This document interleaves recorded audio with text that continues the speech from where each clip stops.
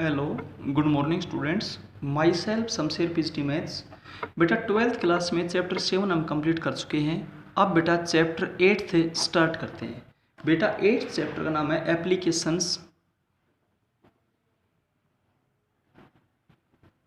Applications of derivatives. Derivative को बेटा apply कहाँ पे किया जाता है, ये बात है। तो डेरिवेटिव को अप्लाई करते हुए आपने देखा in chapter 7 d y upon d x का मतलब होता था derivative of y with respect to x. इसका ये मीनिंग आपने पढ़ा। अब बेटा हम चलेंगे एक्सरसाइज 8.1 में। हर एक्सरसाइज में डेरिवेटिव का अलग अलग अप्लाई किया जाएगा। चैप्टर का नाम है एप्लीकेशन, कि डेरिवेटिव को अप्लाई कहाँ कहाँ कर सकते हैं, ठीक है, उसका यूज कहाँ कहाँ पे, ये बात बताएगी ये। तो इन चैप्टर 7 के अंदर तो आपने पढ़ा है d y upon d x का मतलब होता है derivative y with respect to x. अब इसके अलग अलग मीनिंग होंगे इन एक्सरसाइज 8.1। बेटा d y upon d x का मतलब होगा rate of change in y with respect to x, यानी कि y के अंदर चेंज कितना है, किसके रिस्पेक्ट में, x के रिस्पेक्ट में। अब चेंज होता है बेटा दो तरीकों से, एक पॉजिटिव और एक नेगेटिव। अगर पॉजिटिव चेंज है इट मीन्स इंक्रीजिंग, और बेटा नेगेटिव चेंज है तो इसका मतलब डिक्रीजिंग। चेंज दो टाइप का होता है, एक इंक्रीजिंग और एक डिक्रीजिंग। तो अगर इसकी वैल्यू पॉजिटिव आती है तो इसका मतलब इंक्रीजिंग, और इसकी वैल्यू अगर नेगेटिव आती है इसका मतलब डिक्रीजिंग। ठीक है बेटा, तो दो टाइप के चेंज है। अब इस एक्सरसाइज में आपको मेंसुरेशन के फॉर्मूले याद होने चाहिए। क्लियर है, ये था। तो बेटा इसमें कई तरह की बातें आएंगी आपके पास से, मैं आपको बता देना चाहता हूँ। सबसे पहले तो d S upon D t, ये वेलोसिटी के लिए आता है, ठीक है, rate of change of distance with respect to time. सबसे पहले बेटा आपने वेलोसिटी पढ़ी होगी, ठीक है। वेलोसिटी के अंदर क्या होता है, वेलोसिटी, तो velocity is it is the rate of change, velocity is the rate of change of distance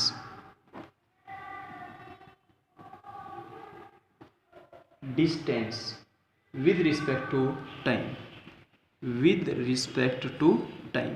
बेटा टाइम के रिस्पेक्ट से जो चेंज होता है किसमें, डिस्टेंस में, उसको बेटा वेलोसिटी कहा जाता है। तो इसलिए जो वेलोसिटी होती है ना, उसमें जब चेंज पूछा जाए तो इसका मतलब बेटा आपने D S upon D T बताना है। एस का मतलब है डिस्टेंस से। क्लियर हो गया। इसके बाद बेटा आपने एक्सेलरेशन के अंदर चेंज बताना है,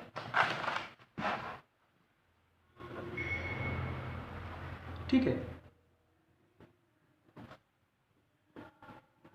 एक्सेलरेशन, तो इसके अंदर जब आप बताएंगे तो आप क्या बताएंगे, it is the rate of change, rate of change of velocity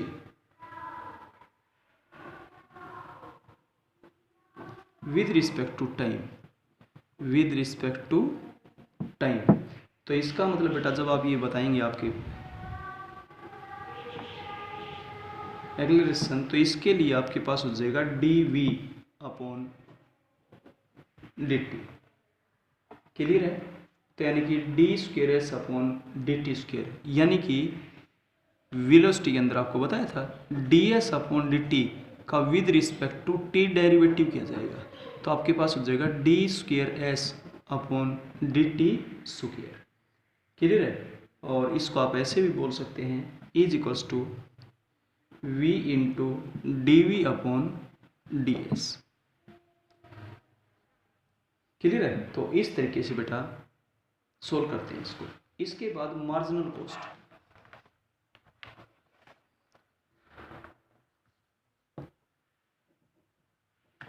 इसके बाद marginal cost,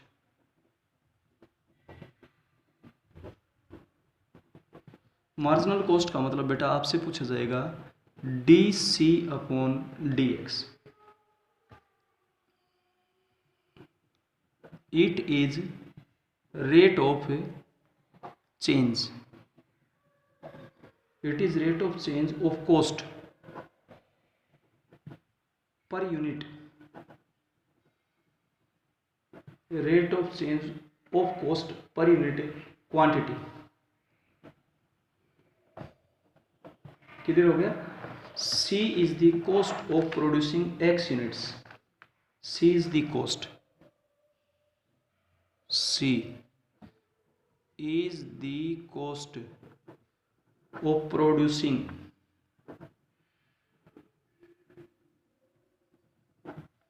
X units of a quantity।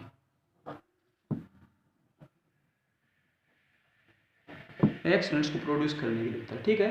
तो DC अपॉन DX है ना, वो मार्जिनल कॉस्ट होती है बेटा। मार्जिनल कॉस्ट क्या होता है? DC upon DX। क्लियर हो गया। और इसके बाद होता है मार्जिनल रिवेन्यू। एक चीज़ और बची आपके पास, मार्जिनल रिवेन्यू।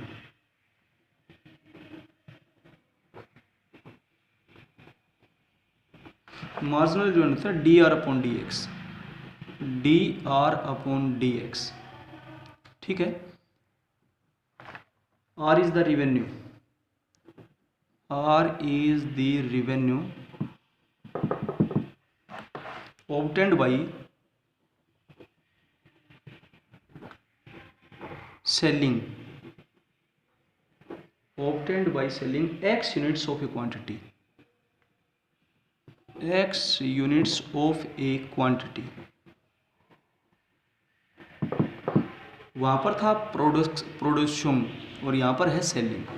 ये ध्यान दीजिए, यहाँ सेलिंग है, यहाँ प्रोड्यूसिंग है, इतना डिफरेंस है। क्लियर हो गया। तो ये था आपके पास मार्जिनल रिवेन्यू। तो बेटा 4-5 पॉइंट्स हैं। इसके बाद आपको मेंसुरेशन के फॉर्मूले याद होने चाहिए। मेंसुरेशन के क्या क्या रिजल्ट्स यहाँ पे यूज होंगे मैं आपको एक बार बता देना चाहता हूँ बेटा, वो सारे रिजल्ट्स आप याद रखना, ठीक है। Basic concepts, basic results.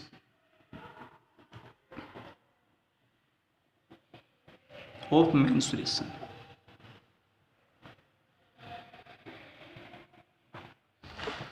सबसे पहले बेटा सर्कल, सर्कल का ये डायग्राम होता है, सर्कल में ये रेडियस होता है। तो सरकमफ्रेंस, सबसे पहले सर्कल आता है, सर्कल के अंदर एक तो सरकमफ्रेंस, सरकमफ्रेंस का फॉर्मूला होता है 2πr। और इसके बाद एरिया, एरिया का फॉर्मूला होता है πr²। ये दो चीज़ें आप याद रखें, ठीक है। इसके बाद number 2 semi circle. Semi circle इस तरीके का डायग्राम होता है।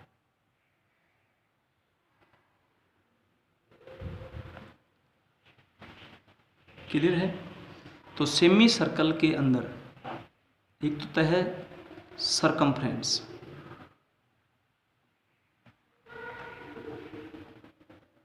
सरकमफ्रेंस होता है πr + 2r, ये πr ये 2r। और इसके बाद एरिया, सरकमफ्रेंस को आप पेरीमीटर भी बोल देते हैं। तो एरिया का फॉर्मूला हो जाएगा πr²/2। क्लियर है। इसके बाद नंबर 3, नंबर 3 पे हम चलते हैं रेक्टेंगल में। लेंथ L होगी, ब्रेड्थ B होगी। तो तीसरे टॉपिक पे चलते हैं रेक्टेंगल। रेक्टेंगल में एक तो आपको पेरीमीटर का पता होना चाहिए। पेरीमीटर, पेरीमीटर होता है 2 × L + B। और इसके बाद एक होता है एरिया, एरिया होता है लेंथ × ब्रेड्थ। क्लियर हो गया। इसके बाद नंबर 4 पर हम लेते हैं स्क्वायर। स्क्वायर में चारों साइड बराबर होती है। इस साइड को आप ए भी लिख सकते हो या साइड भी लिख सकते हो, एक ही बात होती है। चारों के चारों साइड बराबर होते हैं, रेक्टेंगल 90 डिग्री का होता है। क्लियर हो गया, ठीक है। स्क्वायर, स्क्वायर के अंदर एक तो पेरीमीटर होता है, पेरीमीटर का फॉर्मूला होता है 4 बोल दीजिए, चाहे 4 साइड बोल दीजिए। इसके बाद एक होता है एरिया।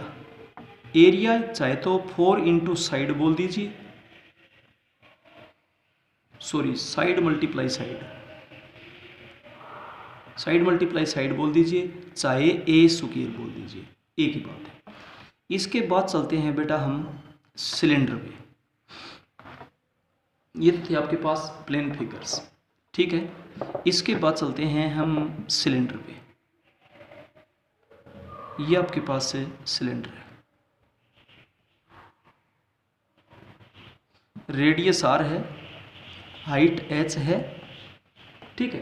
तो इस तरीके से ये आपके पास है सिलेंडर की शेप आती है। और सिलेंडर की शेप के अंदर आप क्या करोगे, देखिए राइट सर्कुलर सिलेंडर। इसके अंदर एक तो होता है total surface area, total surface area 2 pi are square plus 2 pi are h. एक होता है कर्व्ड सरफेस एरिया, ये होता है 2 पाई आर एच। एक होता है one side open surface area, उसको ना टोटल बोलते ना कर्व बोलते। ये होता है pi are square plus 2 pi are H. इसके बाद होता है वॉल्यूम, वॉल्यूम होता है पाई आर स्क्वायर एच। ये फॉर्मूले आपको बेटा याद होना चाहिए, क्लियर है। इसके बाद हम चलते हैं कौन पे।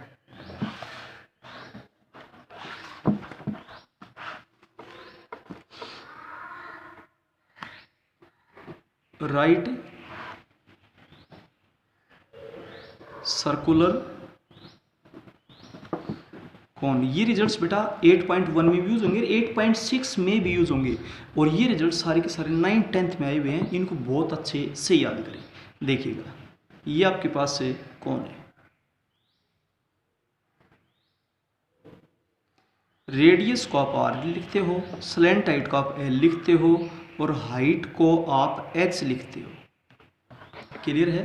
तो इसके अंदर एक तो होता है बेटा total surface area, total surface area, total surface area pi r l plus pi are square. एक होता है curved surface area, curved surface area होता है पाई आर एल, क्लियर हो गया। इसके बाद वॉल्यूम, इसका वॉल्यूम होता है 1/3 पाई आर स्क्वायर एच। और जहाँ पर एल होता है ना वो r square plus h square के इक्वल होता है पाइथागोरस थ्योरम के मुताबिक। ये आपके पास था बेटा कौन, सिलेंडर बता दिया, कौन बता दिया। अब चलते हैं क्यूब पे। क्यूब क्या होता है, जैसे आपका रूम है उसकी लेंथ ब्रेड्थ और हाइट अगर तीनों चीज सेम हो जाए, देखिएगा ध्यान से, एक स्क्वायर बना दिया, एक और स्क्वायर बना दीजिए बिल्कुल सेम इसी साइज का, और इनको ज्वाइन कर दीजिए, ये आपके पास क्यूब हो गया। इसकी हर एक एज को हम ए बोल देते हैं, हो गया। एक्स बोलते हो तो एक्स बोल सकते हो। इसके बाद total surface area, total surface area ये होता है 6a²। इसके बाद कर्व्ड सरफेस एरिया ये होता है 4a², यानी कि नीचे का ऊपर का फेस छोड़ दिया जाता है कर्व्ड सरफेस एरिया के अंदर, ध्यान दीजिएगा। इसके बाद होता है वन साइड ओपन, ठीक है, सरफेस एरिया एक तरफ से खुला हो बस, या तो ऊपर से नीचे से, तो उसका होता है 5a²। ये तो था सरफेस एरिया। इसके बाद चलते हैं वॉल्यूम पे। जब आप इसका वॉल्यूम फाइंड आउट करेंगे तो इसका वॉल्यूम फाइंड आउट करने का फॉर्मूला होता है a³। क्लियर हो गया, ठीक है। इसके बाद चलते हैं क्यूबॉइड पे। क्यूबॉइड में आप एक डायग्राम बनाएंगे, रेक्टेंगल बनाइए, रेक्टेंगल बनाइए, एक और बिल्कुल सेम ऐसे ही रेक्टेंगल बनाइएगा।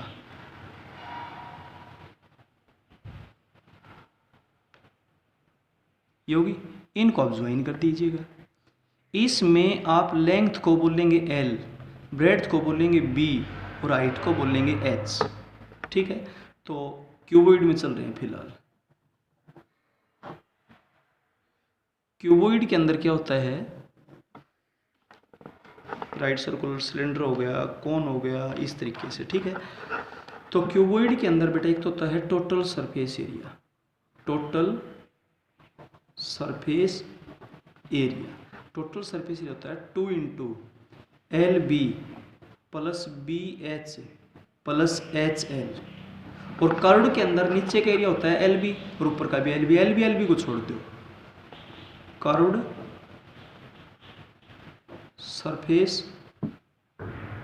एरिया 2 इंटू LB को छोड़ दीजिए BH प्लस HL। आप H को कॉमन भी ले सकते हैं, 2H into L plus B, ऐसा भी लिख सकते हैं। क्लियर हो गया। इसके बाद open at top, open at top, ऊपर से खुला, देन सरफेस एरिया, ऊपर से खुला है और फिर हम इसका सरफेस एरिया बताएंगे, तो उसको ना टोटल कहा जाता ना कर्व कहा जाता। तो देखिए जो एक LB है वो छूट जाएगी, LB plus 2 times of BH plus 2 times of HL, ये हो जाएगा। आप इसको यूं भी कह सकते हो, LB plus 2H into L plus B। एक एरिया ऐड हो जाएगा, या तो फर्श या फिर छत, तो इसलिए उसको ओपन एट द टॉप कहा जाता है। किलो हो गया, ये कर्व सरफेस एरिया हो गया, टोटल सरफेस एरिया। इसके बाद बेटा वॉल्यूम, वॉल्यूम जब इसका निकालोगे तो length multiply breadth multiply by height, ये फॉर्मूला बेटा इसका लग जाएगा आपके पास क्यूबॉइड के अंदर। ठीक है, तो ये हैं आपके पास मेन रिजल्ट्स मेंसुरेशन के, जो आपको बहुत अच्छे से याद होने चाहिए बेटा। और फिर हम इसके बाद एक्सरसाइज स्टार्ट करेंगे 8.1। लेकिन 8.1 की एक्सरसाइज स्टार्ट करने से पहले आप इतना समझ लीजिए, आपको बता दिया गया कि 7वें चैप्टर में dy/dx का मतलब होता था derivative of y with respect to x। इस चैप्टर का नाम है एप्लीकेशंस ऑफ डेरिवेटिव, यानी कि डेरिवेटिव को अप्लाई कहाँ किया जाता है, इसका यूज कहाँ पर है। तो 8.1 में dy/dx का मतलब होगा y में चेंज x के रिस्पेक्ट में, rate of change in y with respect to x। अब चेंज होता है दो टाइप का, एक पॉजिटिव चेंज और एक नेगेटिव चेंज। पॉजिटिव चेंज का मतलब इंक्रीजिंग और नेगेटिव चेंज इसका मतलब डिक्रीजिंग। जैसे आप गुब्बारे में हवा डालते हो तो गुब्बारा बढ़ता जा रहा है तो इंक्रीजिंग है, आप गुब्बारे में से धीरे धीरे हवा निकालते जा रहे हो वो डिक्रीज होता जा रहा है, उसमें नेगेटिव चेंज है। ठीक है, अब वेलोसिटी क्या होती है, it is the rate of change of distance with respect to time. Distance में चेंज होता जा रहा है टाइम के अकॉर्डिंग, वो वेलोसिटी में चेंज है। एक्सेलरेशन क्या होता है बेटा, it is the rate of change in velocity. ये वेलोसिटी में चेंज है, किसके रिस्पेक्ट में, टाइम के रिस्पेक्ट में। तो वेलोसिटी को v से रिप्रेजेंट करते हैं, dv/dt, d/dt of velocity. Velocity के लिए आपको पहले बता रखा है ds/dt, तो d²/dt², ऐसा हो जाएगा। ठीक है, इसके बाद मार्जिनल कॉस्ट। मार्जिनल कॉस्ट का मतलब x आइटम्स को बनाने के लिए, x आइटम्स की प्रोड्यूसिंग में जो खर्चा लगता है, तो x आइटम्स है और टोटल कॉस्ट चाहिए, तो dc/dx। और मार्जिनल रिवेन्यू जो पूछा जाए तो उसका मतलब सेलिंग से होता है, टोटल सेलिंग x आइटम्स की। ठीक है, तो इसलिए बेटा dr/dx, r का मतलब रिवेन्यू हो जाएगा यहाँ से, और यहाँ पर c का मतलब क्या है, कॉस्ट है। तो ये चीज़ें बेटा आपसे पूछी जा सकती हैं। तो 8.1 की जो एक्सरसाइज का मेन टॉपिक होगा रेट ऑफ चेंज। अब आपने ये देखना है किस में चेंज और किसके रिस्पेक्ट में। अब जैसे y में चेंज और x के रिस्पेक्ट में, इसका मतलब dy/dx आपने बताना है। बस मेन चीज़ यही है, इस एक्सरसाइज का मेन टॉपिक यही है कि dy/dx का मतलब rate of change in y with respect to x। बस एक ही फॉर्मूला आप याद कर लें कि आपसे किस में चेंज बताना है, किसके रिस्पेक्ट में बताना है, तो इसका मतलब उसका डेरिवेटिव दूसरे के रिस्पेक्ट में कर देंगे। क्लियर है बेटा, इस तरीके से बहुत अच्छे से तैयारी करें। और ये मेंसुरेशन के जो फॉर्मूले आपको बताए गए इनको अच्छे से पढ़ें, याद करें, अपनी नोटबुक में लिखें, अवॉइड ना करें इनको बेटा, ये लास्ट तक काम आने वाली चीज़ें हैं, इनको बहुत अच्छे से याद कर लें। और फिर नेक्स्ट वीडियो में हम आपको बेटा एक्सरसाइज 8.1 स्टार्ट करेंगे। बेसिक्स आपको अच्छे से बता दी गई, बेसिक्स का बेटा क्लियर होना बहुत ज़रूरी है। फिर नोटबुक को अपडेट करें, कंप्लीट करें। किसी टाइप का कोई डाउट है तो फ़ोन करके या व्हाट्सएप से पूछें। Okay, thank you.